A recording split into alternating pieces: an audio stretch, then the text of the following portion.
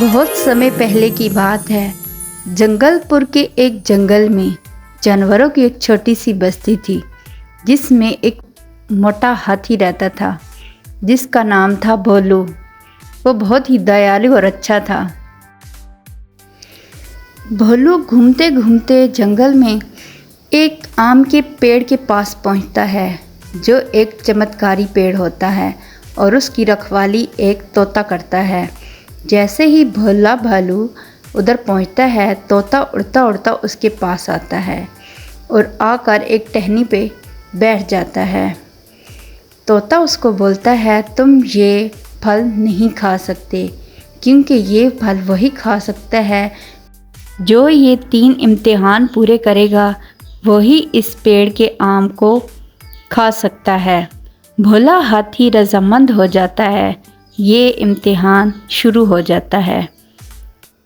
भोला हाथी जंगल में जा रहा होता है कि वो एक बतख के बच्चे को देखता है और उससे पूछता है, अरे नन्हे बच्चे, तुम्हें क्या हुआ? तुम क्यों रो रहे हो? नन्हा बच्चा बताता है कि वो नदी किनारे खेल रहा था और चलते चलते यहाँ आ गया और अपने मम्मा पापा से जुदा हो गया। भोला हाथी कहता है, मैं तुम्हारी मदद करूँगा, मैं तुम्हें तुम्हारे मम्मा पापा के पास पहुँचाऊँगा। दूसरी तरफ वो तोता देख रहा होता है हाथी की रहमदिली। नन्हा चूजा उसके ऊपर सवार हो जाता है और भोला हाथी उसको लेकर नदी किनारे पहुँच जाता है।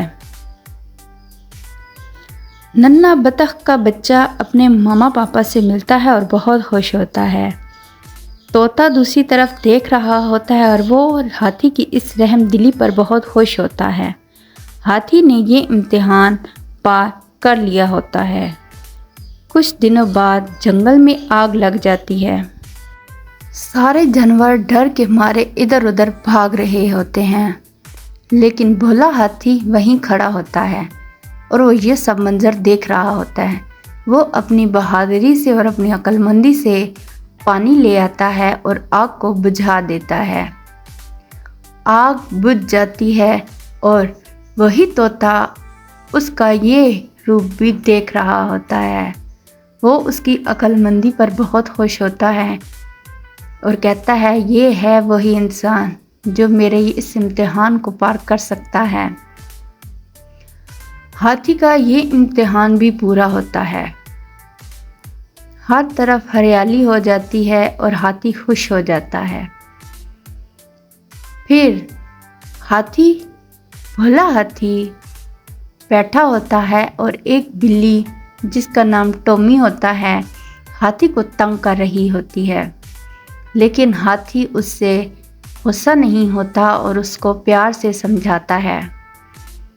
तोता भाई देख रहे होते हैं कि हाथी किसी पर जुल्म नहीं करता। हाथी तोते के पास जाता है और तोता हाथी को कहता है, तुमने ये इम्तिहान पार किया, ये लो आम खाओ। हाथी वो आम खाता है और हाथी में जादुई शक्ति आ जाती है।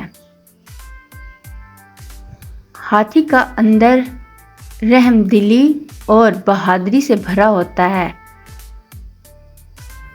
अब वो हर जानवर का दुख सुख समझ सकता था और उनके दिल का हाल जान सकता था।